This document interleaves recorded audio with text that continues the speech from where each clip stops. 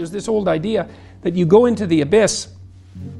It's an idea that you can gaze into the abyss. You gaze long, and what you find in the abyss is a monster. That's the dragon at the bottom of the abyss, let's say. That's Satan himself, for that matter. But if you go into that as deeply as you can, what you find is you find your fragmented father in a comatose condition, in a desiccated and separated condition. And then you revivify that. Well, what does that mean? It means something. It means that if you look in the darkness, you find the light. That's one thing it means. And that the light really stands out against the darkness, but that the light is to be found in the darkness. So that's a very interesting thing. That's a quest narrative. But it means more than that.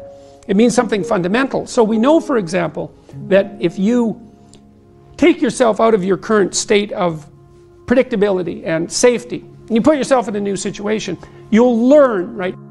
You'll incorporate new information. So that's a cognitive issue. But that isn't all that happens. What happens is that new genes turn on within you and code for the production of new proteins. And that happens neurologically. New parts of you turn on.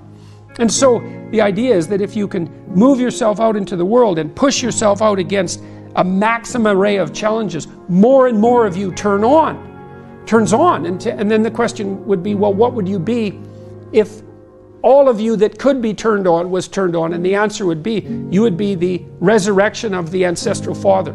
That's what you would be. And so that's why Christ says, I am the way and the truth and the life, and no one comes to the Father except through me. What that means is that if you take on the unbearable burden of being voluntarily, then that transforms you into the ancestral father. And that's true. And so that's unbelievably optimistic. It's so interesting because it's dark beyond belief. Well, the world is characterized by suffering and by malevolence of a depth that's virtually beyond comprehension. But if you choose to comprehend that, what you discover in that is the light that destroys the darkness. And that's really something to discover.